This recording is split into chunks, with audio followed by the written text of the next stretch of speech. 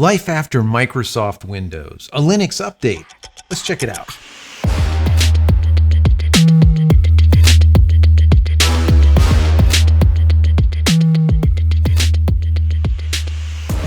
Hey everybody, welcome back to the channel. Thank you so much once again joining me for tea time. Getting to the end of some fireside. I hope you're joining me with your cup of tea. Maybe a cup of coffee, hanging out, talking tech, talking photo, talking video. Today's a technology day. You guys have been asking me for this for the last week. An update on what's going on with this Linux, this conversion. Can I migrate over to Linux from Windows and just break free of Billy the Kid over there?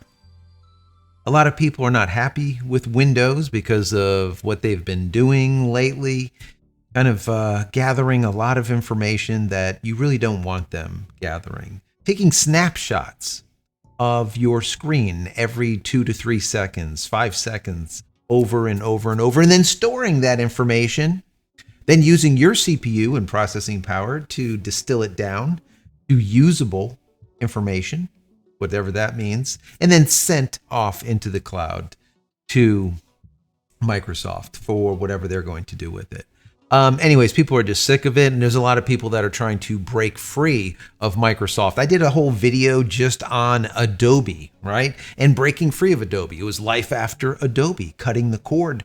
Very similar to what we're doing here with Windows. I'm going to be doing some more Adobe stuff coming up soon for you guys also. But you've been asking me for this, so I want to give you an update of what's going on with Linux. Have I been daily driving it, or have I been sitting in Windows and making believe I'm daily driving it? The answer is I am in Linux every single day, ever since I said I was, and I really haven't went over to Windows very much. I've been in Linux, I would say 90% of the time. Every once in a while I have to go into Windows because there's something there that I don't have migrated over to Linux as of yet, and then I'll just simply pull it over.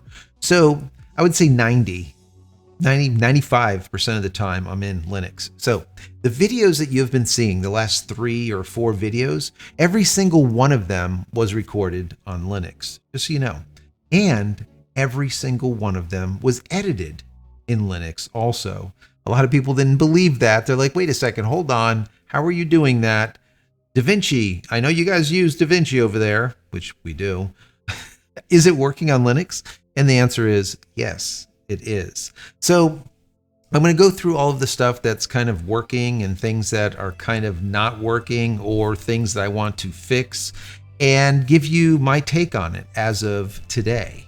Before we dig in, I just want to say that if you enjoy the content, consider throwing it a thumbs up. That's very helpful. Don't forget to subscribe if you're not. If you are, thank you. I appreciate that.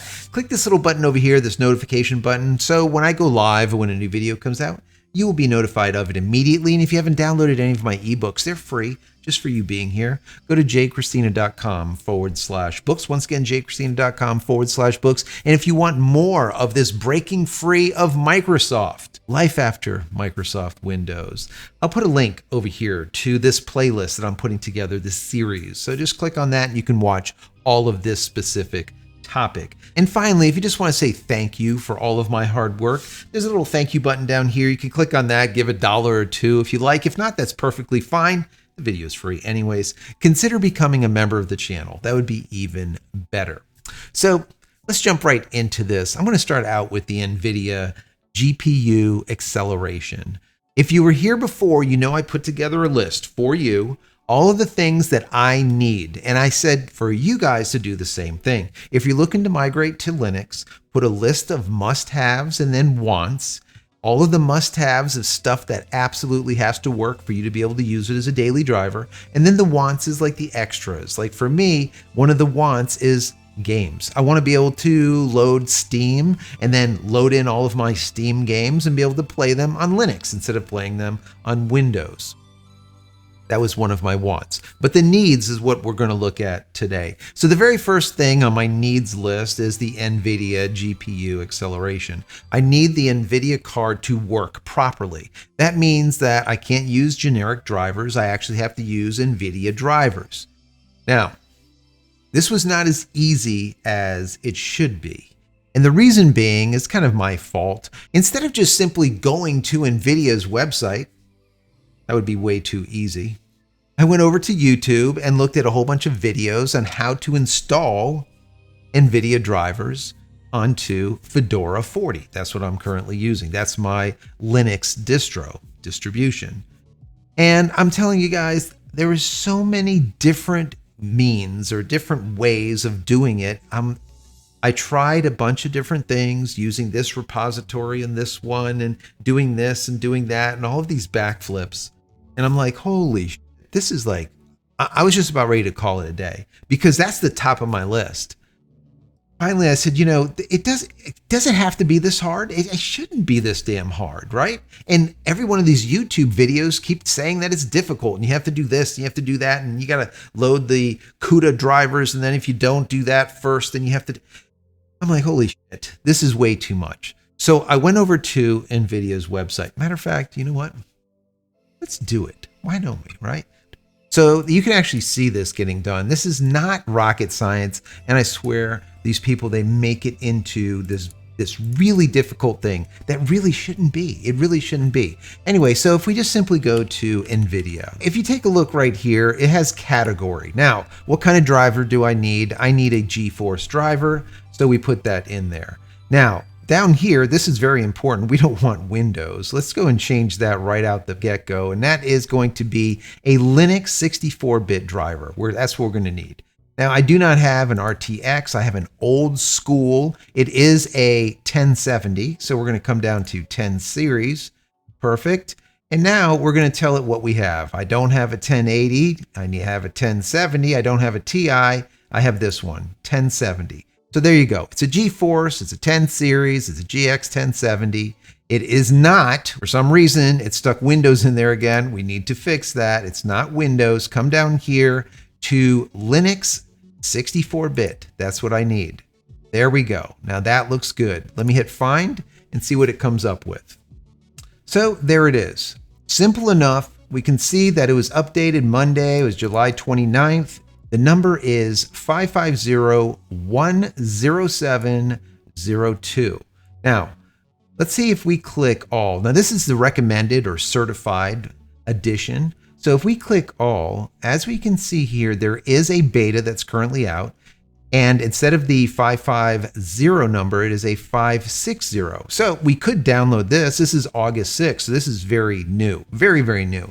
But usually if it is beta, I don't really want to start playing with it because if something goes south and it ends up breaking something, let's just get something that is solid. So this is July 29th and it is the 550.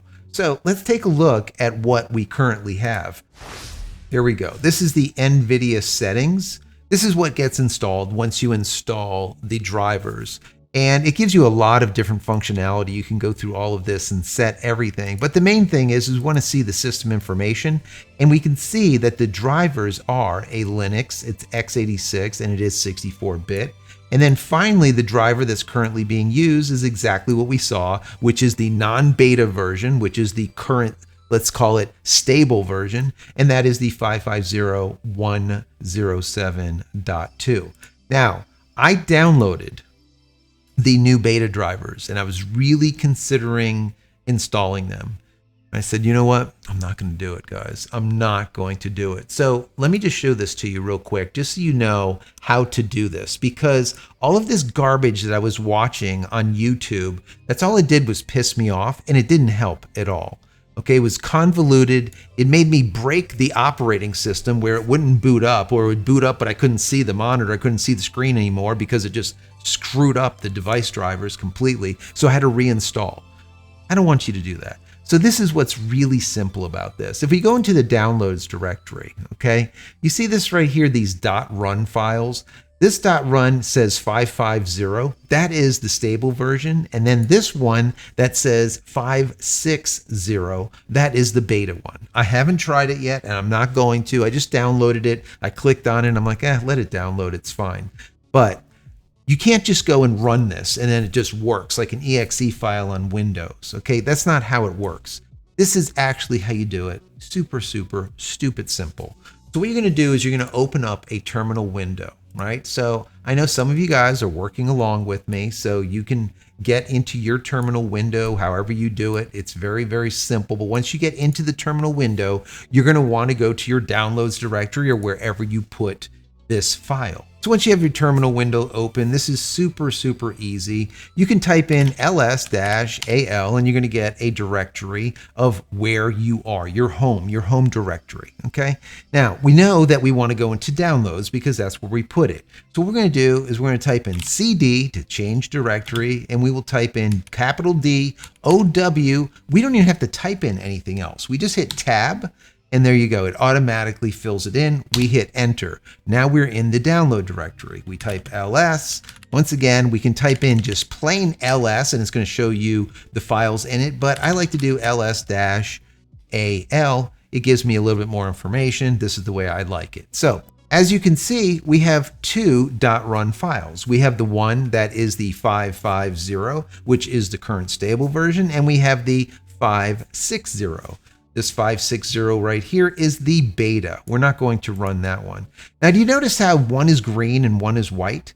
What this means is that this .run file can be executed. Now, this is very simple. Let's make believe that we want to install this 560, the beta one, right? We're going to type in chmod because we're going to modify the permissions of this specific file. We're going to do 777, fully executable.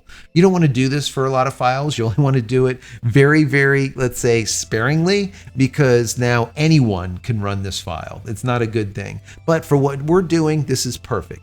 So we type in chmod 777, and we're going to type in that big, long NVIDIA name. But instead of that, we can simply do asterisk, and then type in 560 *run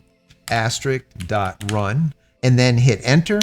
And now we're going to do ls-al and look at what happened. We now have it in green, meaning that it's executable. And what we can see here is these permissions are all turned on.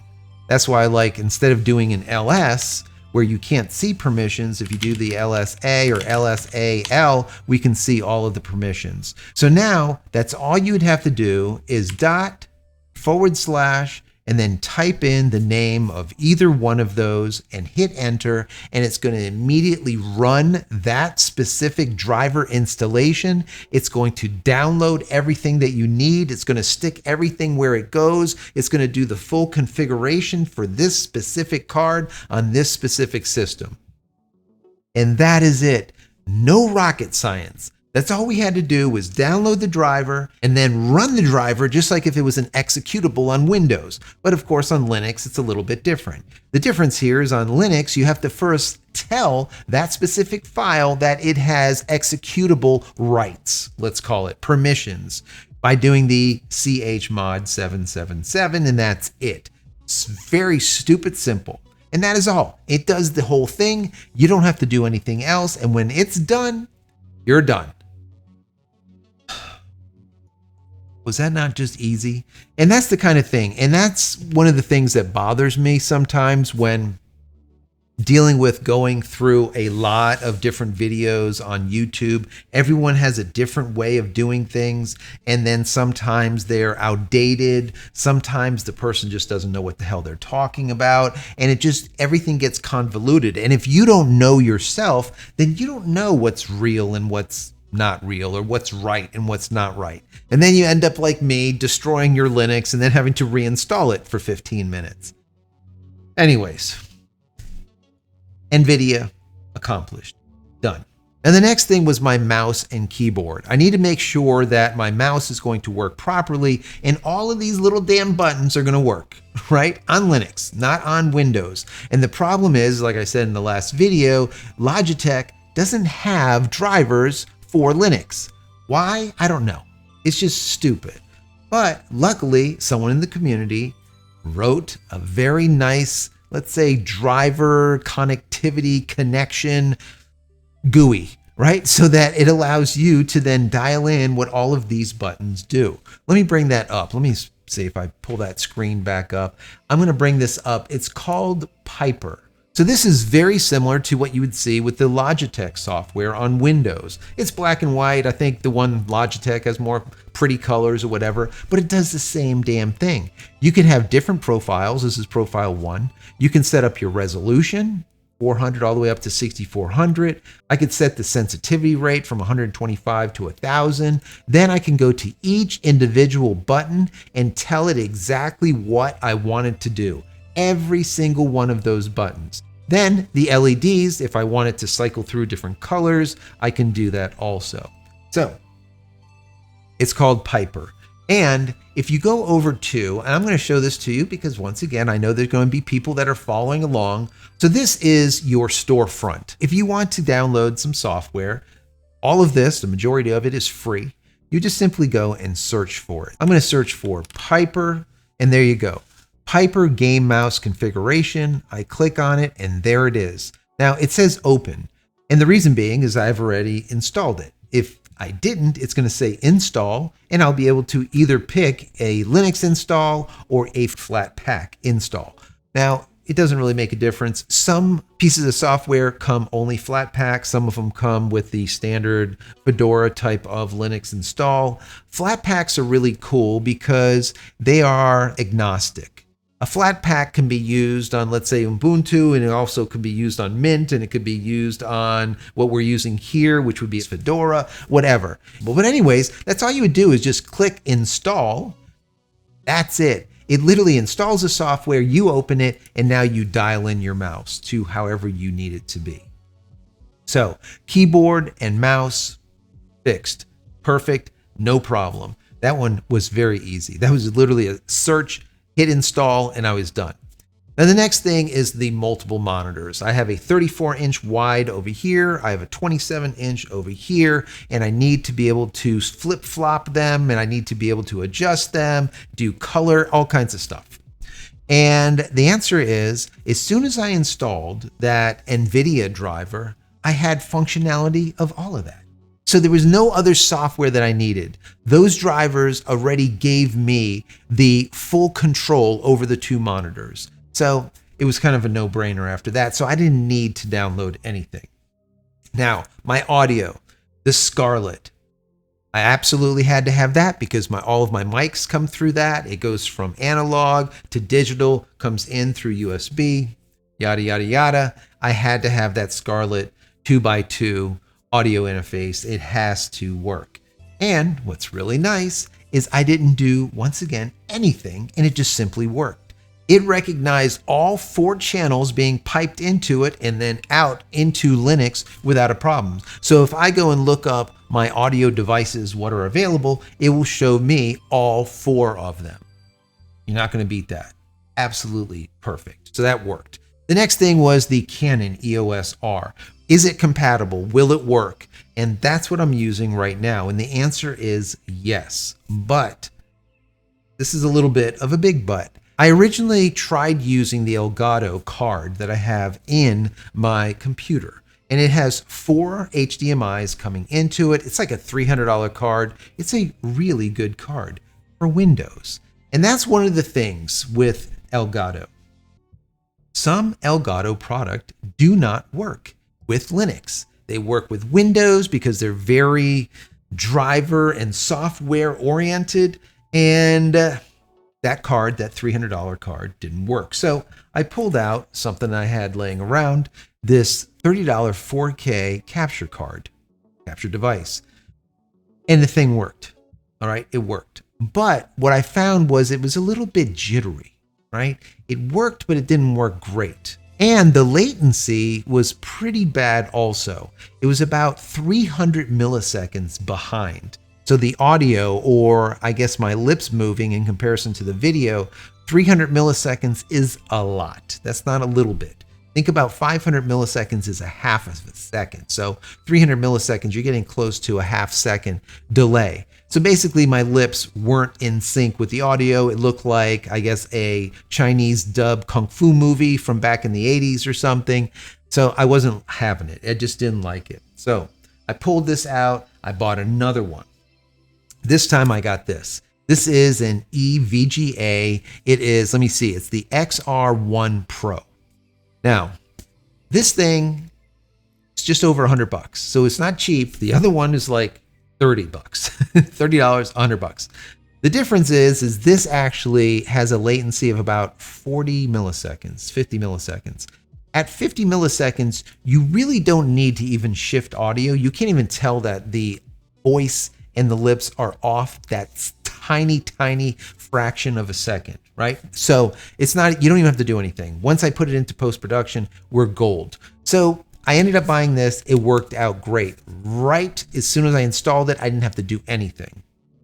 Now, the next thing is, where did it work? Where did it go into? Was I able to install OBS? And obviously the answer is yes, because OBS is what we're using to record this. Now, OBS was another one that was just stupid simple to install. Now, let me move you back over to the screen, and I'm going to now go back to, like I told you before, very, very simple. Just open up this little store and then type in OBS. And look at that, OBS Studio. It says installed. So did I go to OBS Studio's website and download the files and do the install myself and all that? No. I went over to the store, I found it, and I clicked install, and a minute or two later, it was done. It downloaded it, it installed it, it did everything. I did nothing. And now we have something that looks like this. I'm going to drag it back into here, and there you go. That's what it looks like.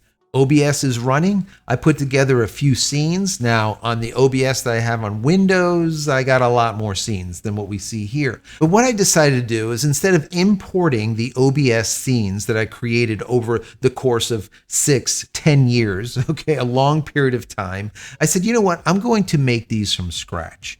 And I'm just going to wrap my mind around it a little bit better, and it's just going to be cleaner. And that's what I ended up doing. Instead of having all of this convoluted mess, I made it very simplistic, and the things are just simply working. I can come over here and hit a button, and boom, now it's just simply me. I can hit the button again, and now we're back over to the window that we were before on. Or we can go to this screen, for example, and now this is going to have a spot where I can drag something and it will just be in this area.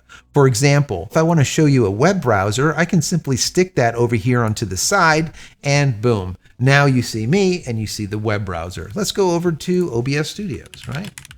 Why not? We're here. There it is. That is obsproject.com. So most people will come over here and they'll go to Linux, then they're going to come down to the bottom and they're going to go and download it, and they're going to see it's version 30.22, and they're going to download the Flatpak, and they're going to have to install it and everything. Well, guess what? Don't need to do that because it's already in the store, and that is it. Super simple. Now, the next thing is the Elgato Streamdeck. And this is another thing that pisses me off, and the reason being is, once again, it's an Elgato product, and the Streamdecks are awesome. Streamdecks are just, they are a tool that every streamer has, wants, needs, whatever. Streamdecks are awesome. I need it, okay, because I have all of my different camera settings. I have everything in here. I can just click stuff. If a mic needs to be muted, I can just click a button and it's muted. So they're very powerful, all right? So I needed it to work. And of course, Elgato does not have Streamdeck support in Linux. So what happens is a community member, a Linux community member, writes their own. And it works really well, actually. So let's go back into, let me move everything back around. I'm going to move this over to here. And you know what? Let's go ahead and open that screen again. And what I'm going to do is I'm going to open up Software Store, and I'll drag it back over to here. Perfect. Now, let's do a search. Let me do a search for Elgato. You see what comes up? There's two things that comes up. This boat Swain, it's not actually pronounced that way. I think it's Japanese. But this one and this stream controller. Now, I tried both. That's why I do this. That's why you're here. So you don't have to do it. Stream controller, period. The thing is just awesome. It has so much functionality, so much more functionality. There's a lot of scripts that are written for it.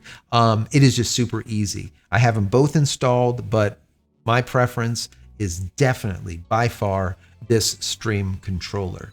And once again, it is really, really easy. I'm going to open this up just so you can see it. Let's see, Stream controller, here it is. Let me go ahead and hit open. I'll drag it back over into here. There you go. So this is what it looks like. So right now, this is the Streamdeck original, okay? Because I have two. I have a Streamdeck original. It looks like this, okay? And it has, let me see, 5, it has 15 altogether. See that? This is what it looks like. It's not being used. That's why it's dark. And then I can't pick this one up, but I have the other one that's called the Streamdeck Plus. So if we click on Streamdeck Plus, you can see that I already have 1, 2, 3, 4 times 2, 8. So far, 8 buttons. And then I also have these little round buttons that are movable. And one is a mic and the other one is the desk sound. So both of those are sounds, and I can control them just by spinning them from 100% all the way down to 0. So this is a very basic setup right now, but of course I'm going to expand on it. Once again, this one is completely dark and I got 15 buttons that I can use over there. So I'll be doing that over the course of time. But for now, I just put this together really quickly just to get things going. So most likely on Friday, when I stream, I'm going to be streaming through Linux. See how it works. Maybe it'll bomb, maybe it'll fail. I don't know, but we're going to test it out because these are all of the important things going forward to allow me to be able to use Linux as a daily driver. If they don't work, well, I can't use it. I will have to go and bow down and kowtow and eat my hat and go back to Windows. I don't want to have to do that. Now, there's a couple of other things that I have not touched on, and I'm not going to, but they are on the list. Number one is a raw editor for my photos, something like Lightroom. Okay, we're going to get into that. Also, a photo editor, something similar to like a Photoshop. Okay, that type of thing. Also, InDesign, I need something like that, like an illustration, Illustrator, as well as Premiere. Now, Premiere would be your editor, your NLE, or your video editor. Same thing as if you're using Final Cut or something like that. I use DaVinci Resolve. So, I'm not going to touch on any of the software besides the DaVinci Resolve. DaVinci Resolve works. And like I said earlier, the last 4 videos were all edited on DaVinci Resolve. Now, was it easy to install or was it hard to install? And the answer is that it was easy, very easy.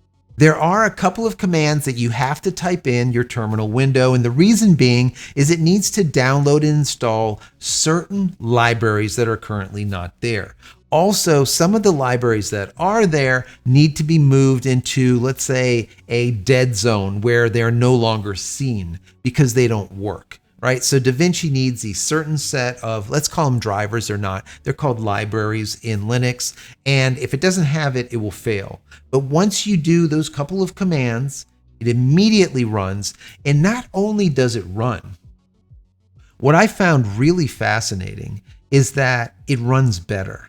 I didn't think that was going to be the case. I thought that it was going to be maybe a little bit more lethargic. Maybe there's going to be issues here or there, but it actually runs more solid. It never crashes, ever. It's never crashed once, which is amazing because even DaVinci, every once in a while, will crash if you're doing certain things. Also, what's interesting is when I put transitions in between cuts of clips, those transitions, if I play them, they actually play through.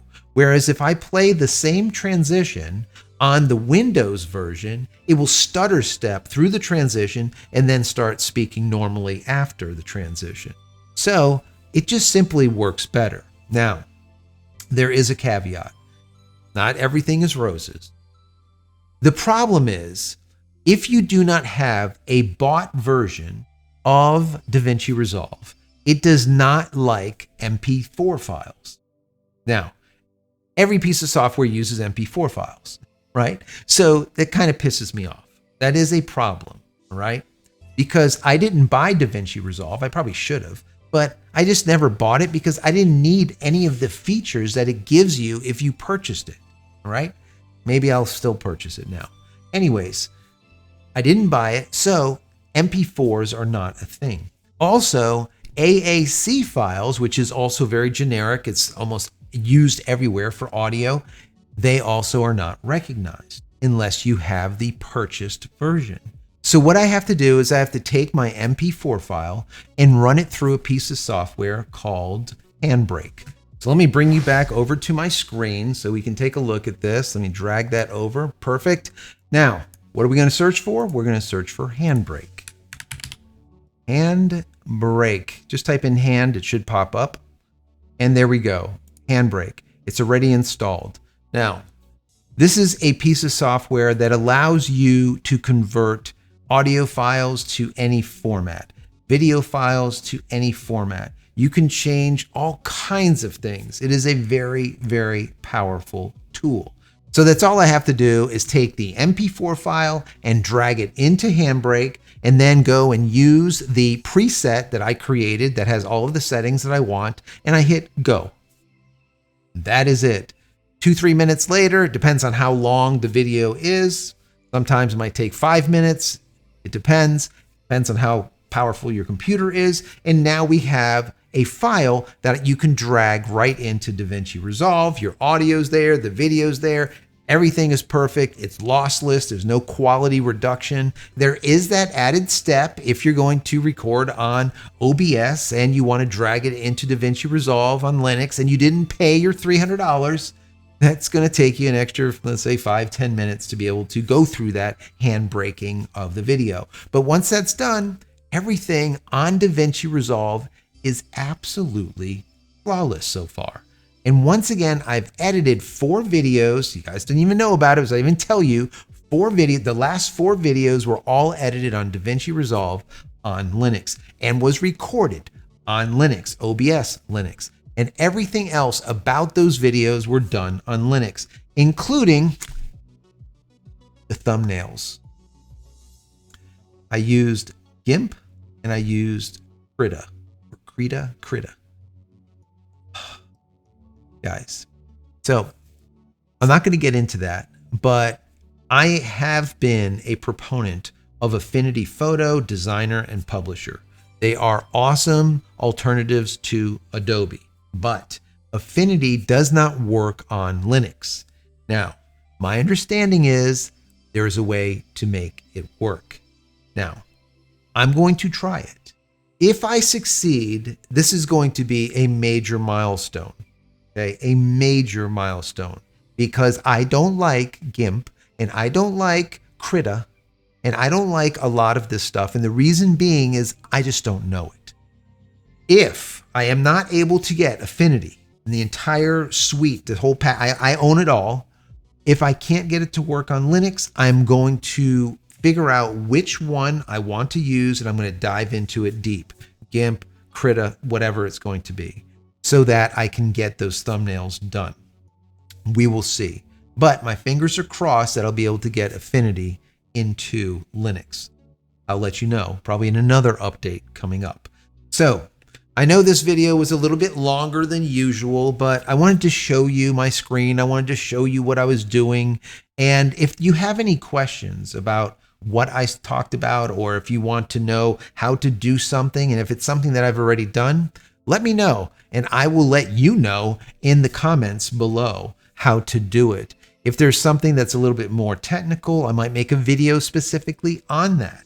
I know some people get a little bit leery about going into a terminal and typing stuff in, but if there's something that you want to do that I talked about and you want me to just simply put the commands in the comments or put the commands in the description, you could just copy paste, let me know. I'll do that too for you guys. So anyways, I hope you found this interesting. Once again, this is an update to the Life After Microsoft Windows series. We'll see how we go. Maybe in a week from now, I'll do another update. So far, guys, so good. Once again, it has become a daily driver. Linux is now something that I'm using 90% of the time, maybe even 95% of the time, every single day. That is pretty damn big. There's some things that I still have to move over that I haven't, but I would like to be able to get to 100% every single day for a week, a 2, 3, 4, and see what ends up happening. And once again, I will report back to you and I'll let you know.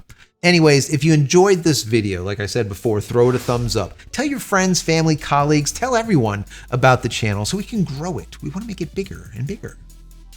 Also, if you're here this long, like I said in my last video, that means you are a true geek and I appreciate you. Put a little geek emoji, all right? Down below in the comment area, or a poop emoji or whatever. Put some type of emoji if you don't want to write something down there, just so I know that you've made it to the end of this video. I would really appreciate that. And finally, head over to my website, JCristina.com, where you can find all the photography tools I've invented for you and me over the many years, and hopefully there's something there that you might like. And if there is, please pick it up and support me and my family. Many blessings to you and your family. Stay safe, stay healthy, stay connected, and we'll see you in the next one. Love you all.